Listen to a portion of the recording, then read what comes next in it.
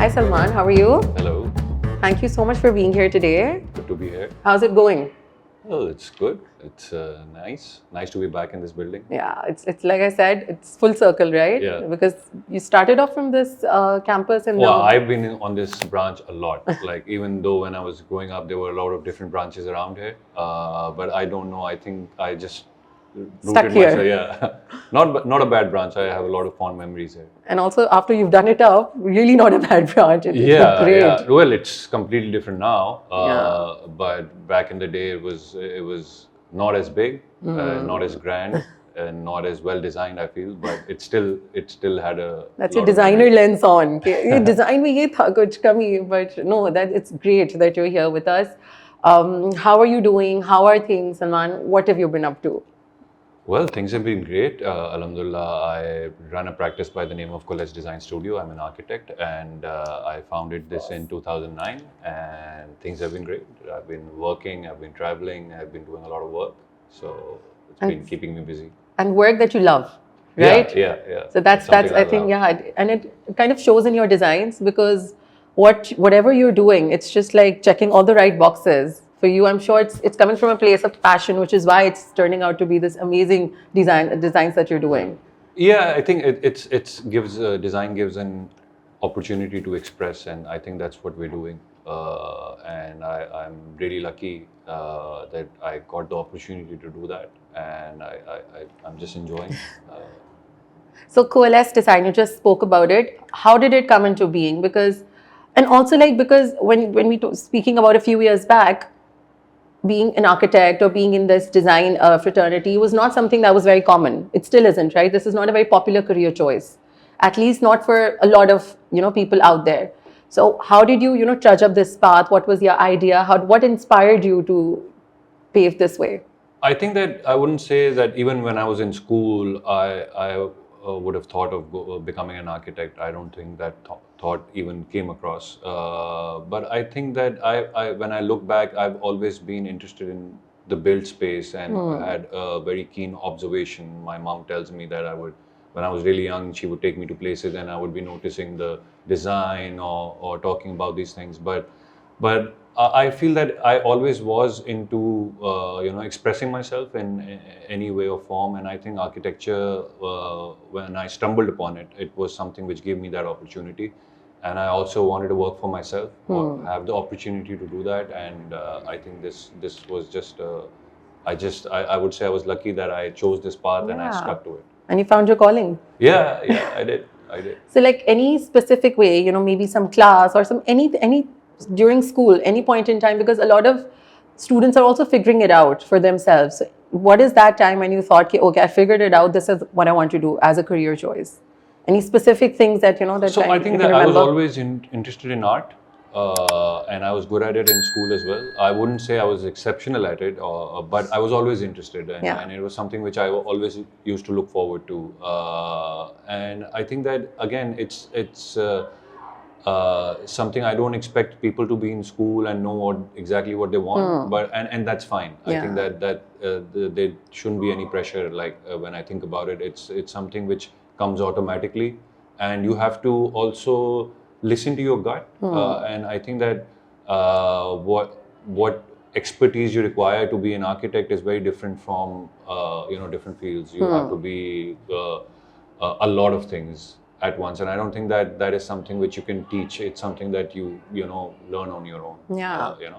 So yeah, it's I think it's a process that everyone goes through, and I feel that it's fine that if you don't know what you want to do, you just need to be interested in something. You need to have hobbies, and I think that really takes you somewhere. So you must be in all the sport club, arts club, all the art competitions. Were you there, or was it more of like a? I was more into sports actually. Yeah? Yeah. In Okay. school, I was also the captain for cricket. Oh, at wow. that time. Yeah, I was really I think also cricket is also similar. It's again expression. Yeah. Trying to express yourself, and I think that. But yeah, I was always into art. I had a keen interest, and I think that also helped develop it further. No, that's great. And do you think there's anything that you take away maybe from how you had a whole spectrum of obviously your schooling, and then you also did you did IVS, right? Yeah. You were in Indus Valley. Yeah. So from FPS, IVS, how do you think your design philosophy came through? Because I'm sure you had experiences, and that's what kind of builds up to what you eventually are doing now. So what is your design philosophy in terms of what your company is? Anything, some nuggets of information that you thought or experiences that made it what it is? I feel that in our company, we really wanted to challenge design, and especially in our context, because I felt that when I was growing up, and especially when I was at Indus, and when we came into, when we graduated and we became professionals, I felt that architecture was looked upon as something more of a luxury, while I feel it's more of a necessity. And that's how it's treated all over the world. Yeah.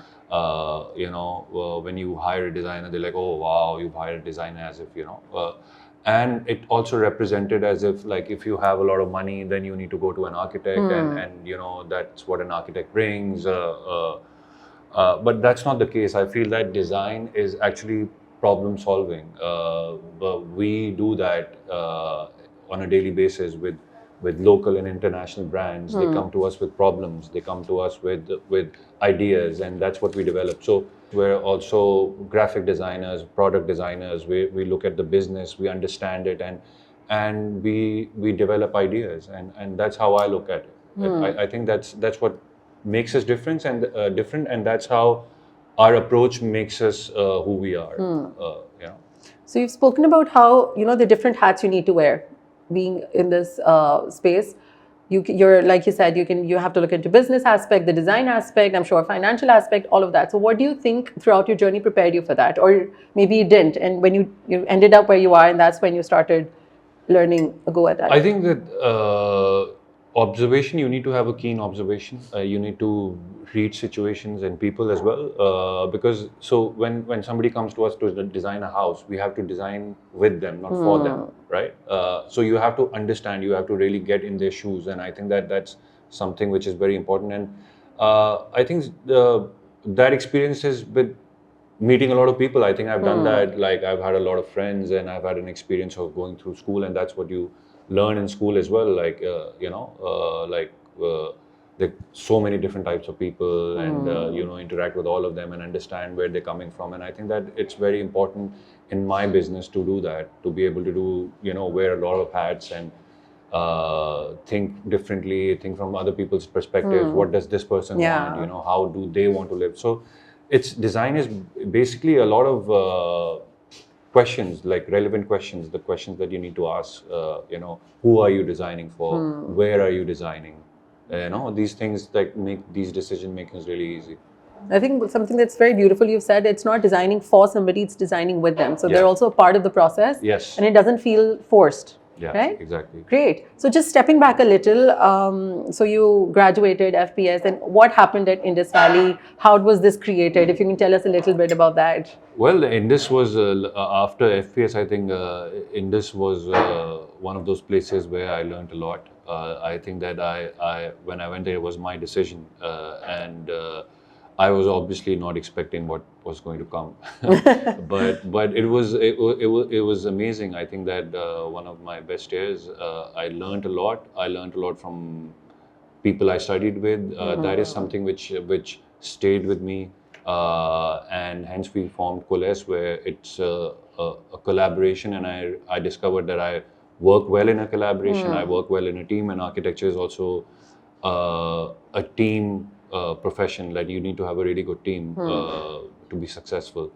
So that's what Coalesce means, amalgamation. So it's like 5 of us coming together, and we started this idea, and it's been like so was it 16, one of like 17 years now. Oh wow, quite around almost 2 decades. Yeah. Mashallah, that's amazing. Yeah. So was it also like that startup that people are starting, like Google and Meta, that's a start in a basement and then it kind of grows into this amazing thing that it is? Was it something like that? Kind of like that, yeah. It didn't start in a basement. We were lucky we had a nice space, but it was something like that, yeah. Yeah. So that's fantastic. So you also spoke about how people still think about architecture as a luxury, right? So what do you think? How do you think you're addressing that? Or or maybe what is it that you want everybody to understand about design? why it's a necessity, not a necessity, but why it's more important and not really a luxury? Well, everything that you see around you is designed, right? Yeah. Like, and we're so used to that. You sit in a car, you go on an airplane, or you even hold a toothbrush. It's ergonomically designed, keeping you in mind, right? Yeah. And I think that is something which is very important. So over here, that's the mindset that we wanted to bring in. That we just don't make pretty spaces. We create experiences. You know, like I can design a space which can make you really happy. I can design a space which can make you uncomfortable. So building on that, you know, especially with a lot of restaurants, a lot of because those are places where people get to go a lot. Like I've done a lot of houses, but you won't get to see them. True. But restaurants are places where people you know really got to see what we do and our approach, because I felt that a lot of times that I would see spaces and they would be represented by the architects. Like you could go to a place and you can see that, oh, this must be done by this person. You know, It's a design style. it's a design style, and I don't agree with that approach. I feel that restaurants or brands or businesses, that their identity needs to come first, and that's our job. We're not trying to show how good of an architect we are, by designing these spaces. We're space is successful when the brand is doing well, when the idea is coming across, you know. So that was our approach, and I think that that was really well received by a lot of people, and that's how our work got really, you know, it started to stand out because of the approach. Another thing that I find really fascinating is because you're doing something that is so creative, right? It is such a good space to be in. It's so creative. You can be expressive, like you said.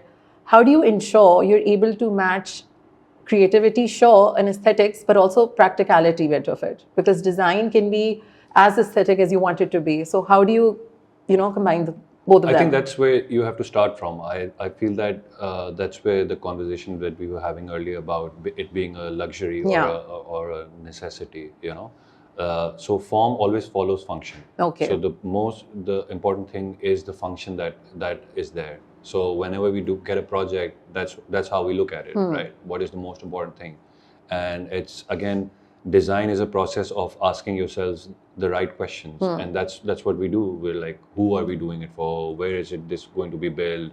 What is the idea behind it? So that's how we determine what is the approach, and then design follows. So if you go through this process, every project will be the same in the sense that how you approach it, right? But the design will look different every time, and that's the thing, that if you fix the idea that, okay, this is what I want to achieve, how you want to achieve it, there are multiple ways of doing it, you know, as long as the idea is.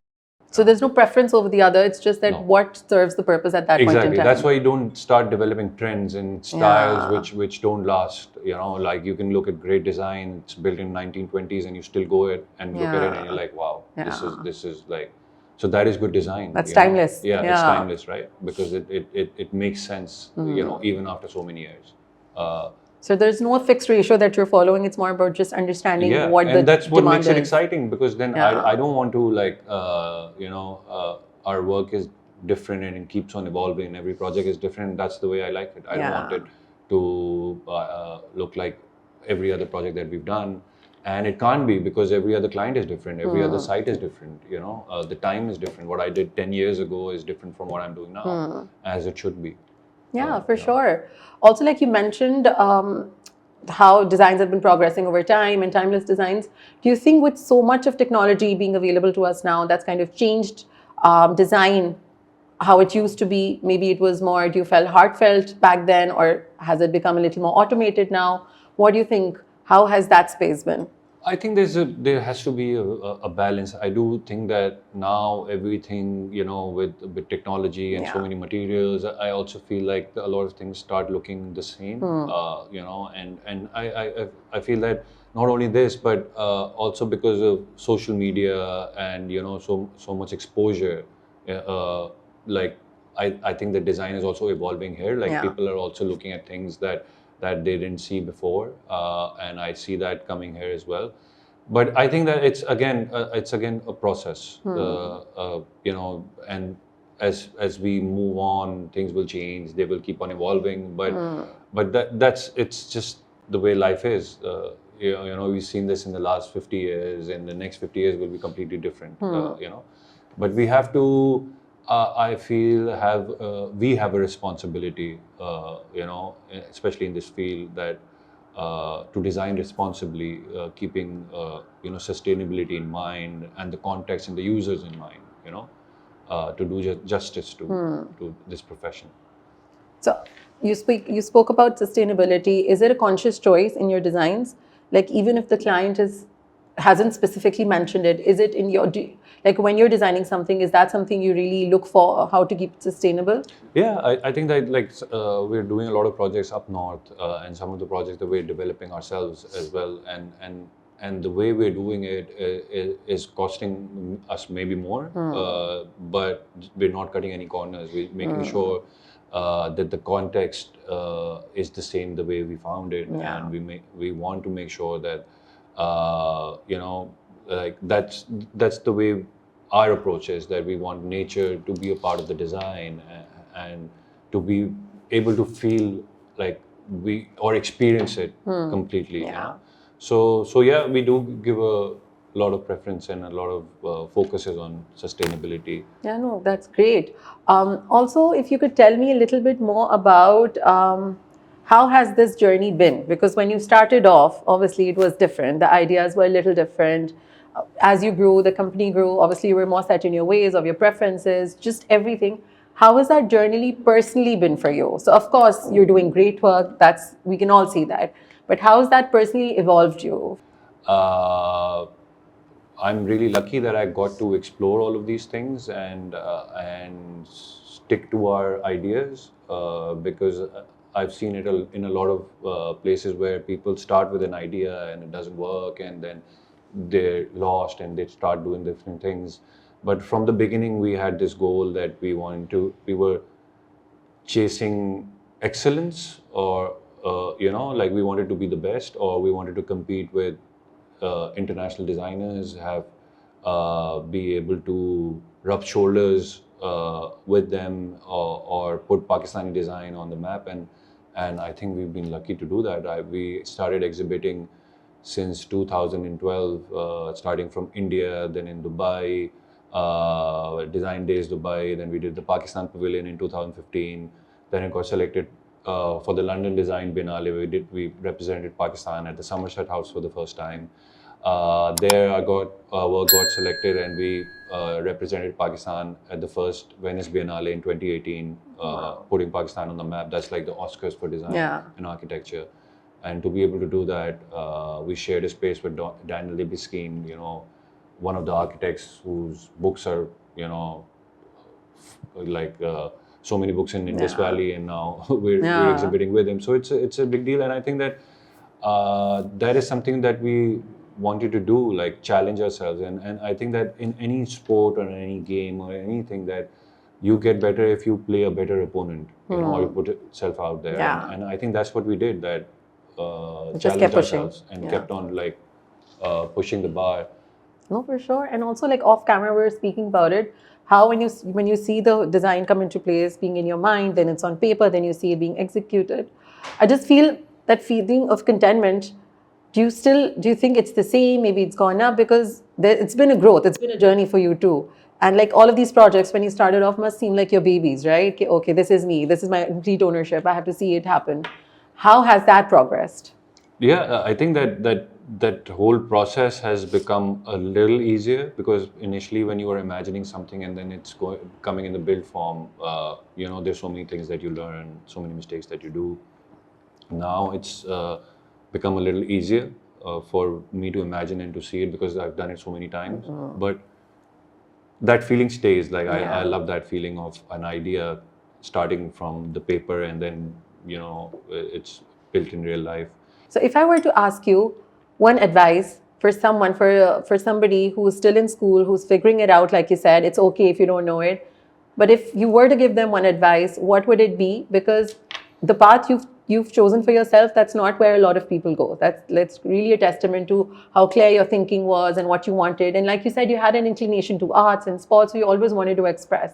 So for students who are still figuring it out, who still have those inklings, but they're not really sure. So what would you tell that person? Like, what would you tell them? Well, if you look at my example, I was still figuring it out, and I don't think that I had a clue what I wanted to do. And I see a lot of people going through the same struggles, and that is something which the most important thing is stop comparing yourself with other people. I think that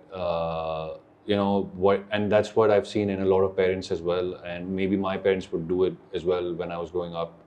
That your cousin has gotten these many A's and he's doing this, and look at that guy, and that a lot of times people start doing that, comparing themselves with other people. I think that is something which you need to look at. Well, everyone is different, and everyone has strengths and weaknesses, and they go according to your task is to find yourself, right? Yeah. And it's fine if you don't, and it's fine to fail as well. I don't think that we teach students or our children to fail, or to it's okay to make mistakes, right?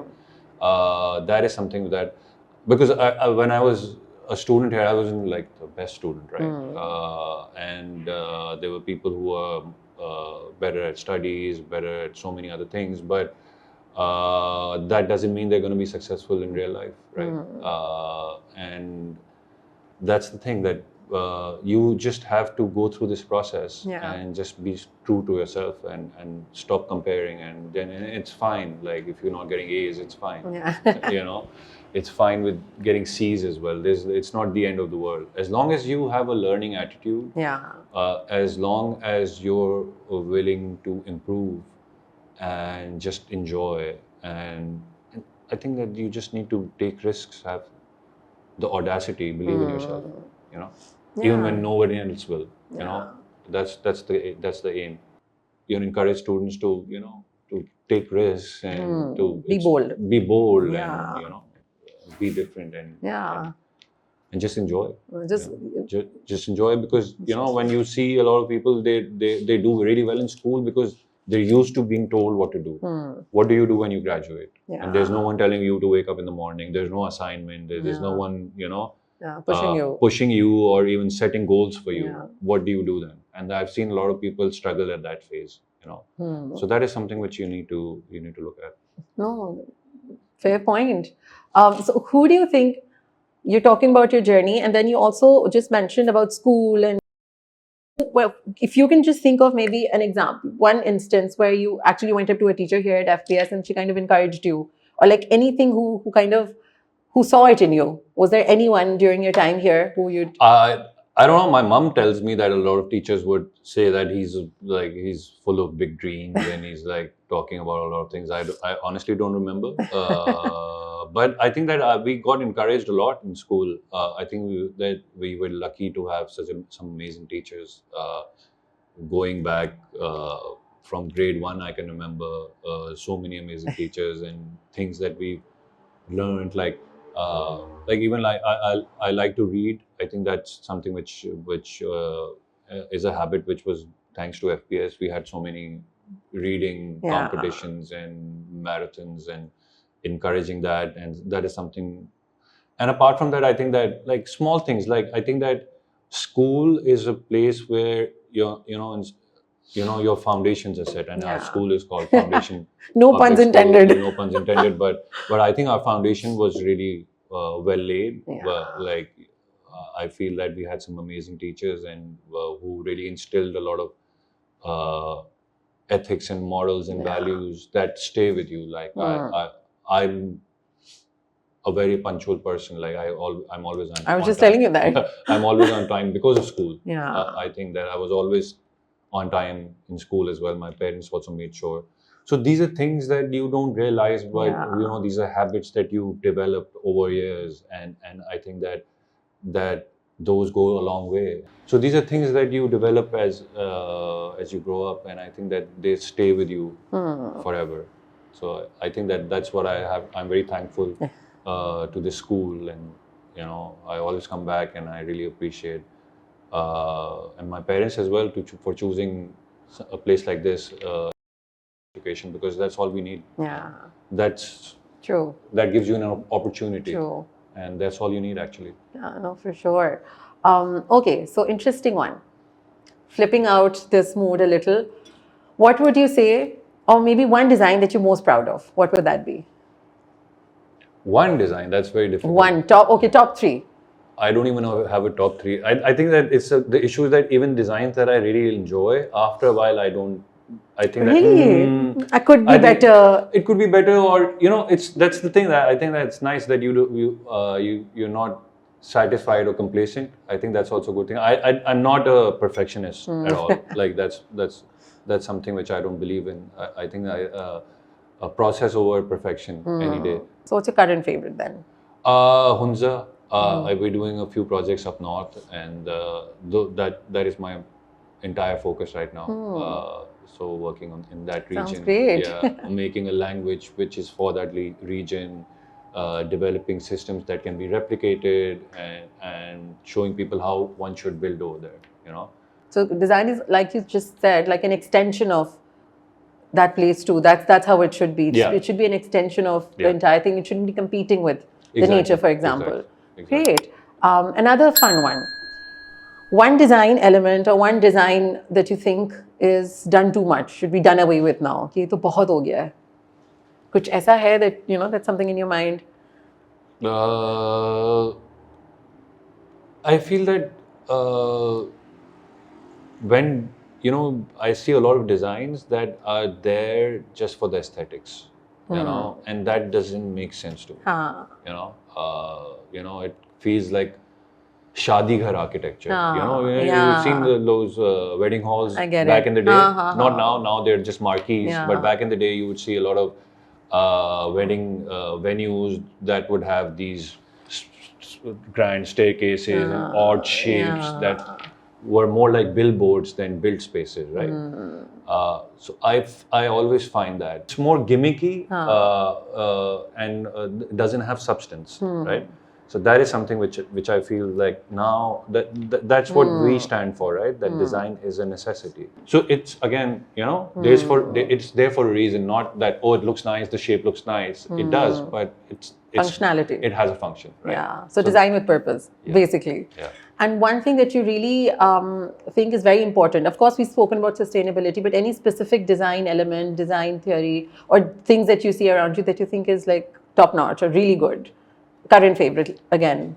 I think that like working with the context, like I see a lot of now like working with ram dirt, picking the earth from the context, making blocks and making walls with it, and it's more sustainable. It's it's aesthetically it's amazing, and it's also something which can be taught to people and they can build their own homes. So stuff like that, which has a larger impact. That's more exciting. Oh, that's great. So we'll do something fun now, which is called Myth or Fact. And in this round, what we're going to do is I'll be asking you a few questions. If you think it's fact, then you tell me fact. If you think it's a myth, then you bust that myth for us.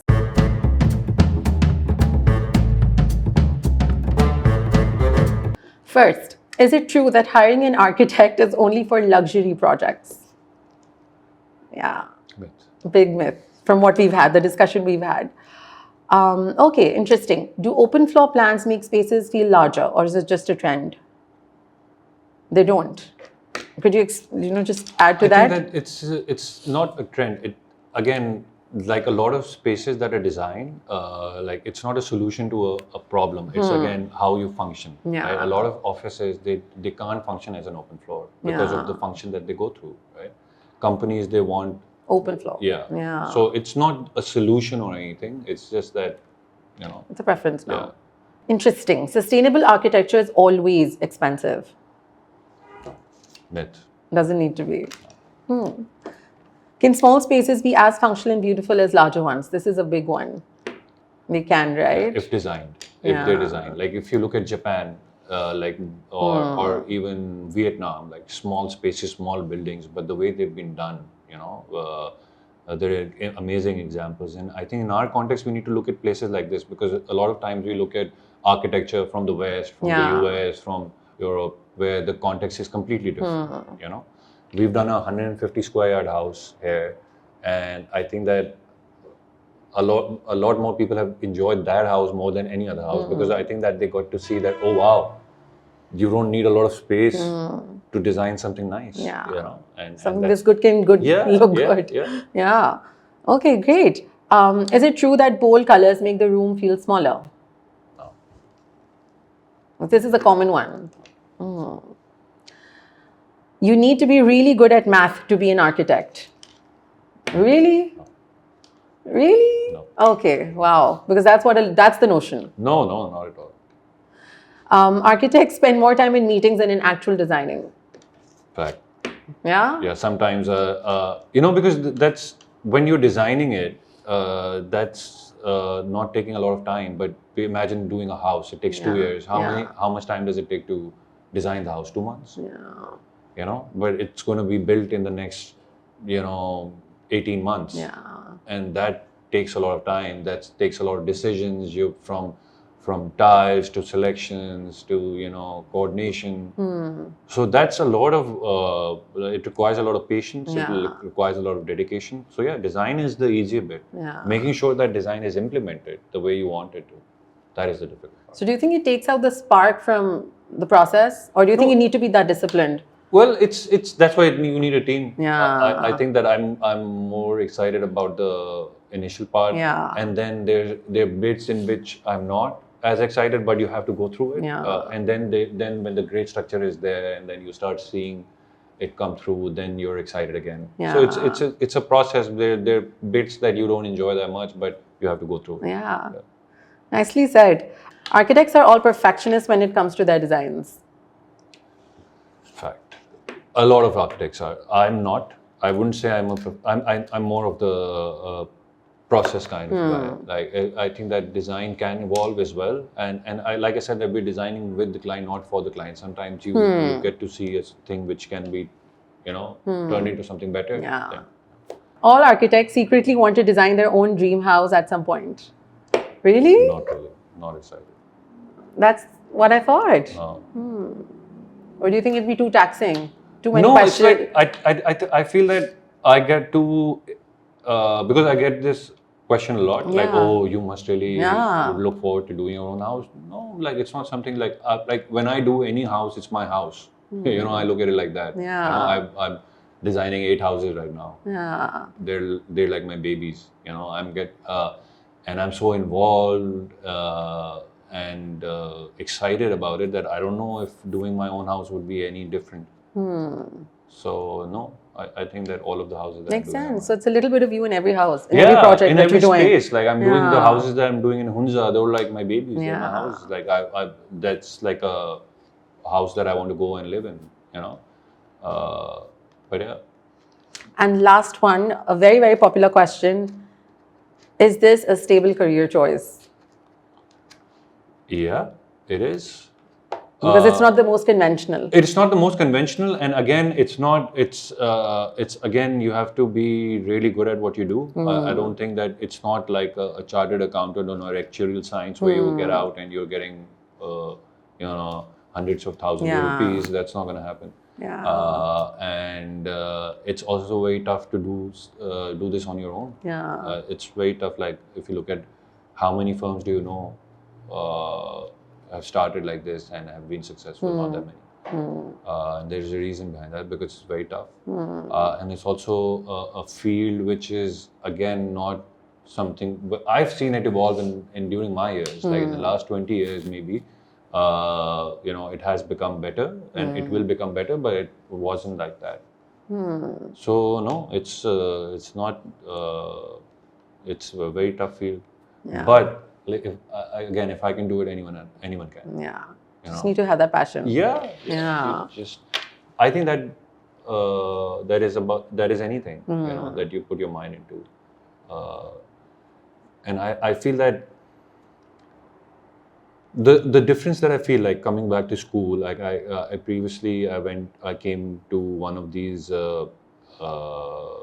A-level events. All the kids look the same in some way or the other, and I couldn't help but compare them with us, like when we were there, and the difference that I felt was there were more personalities back in our time, maybe they were not really good at studies, but they looked everyone was a little different, you know, and you know, you could see they had different personalities, you know.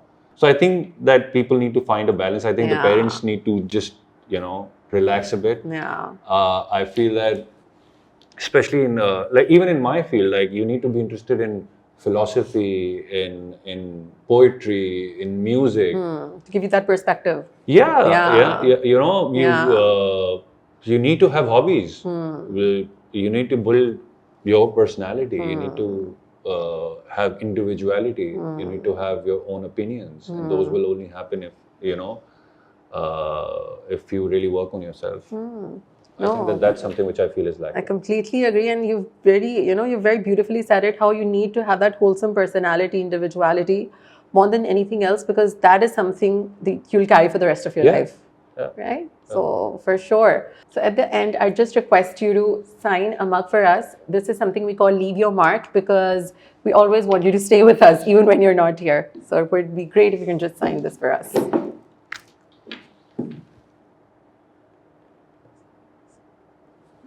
Thank you so much, Salman, for doing this. I just feel this has been a very meaningful conversation, and I'm just grateful you were here. Thank you for having me.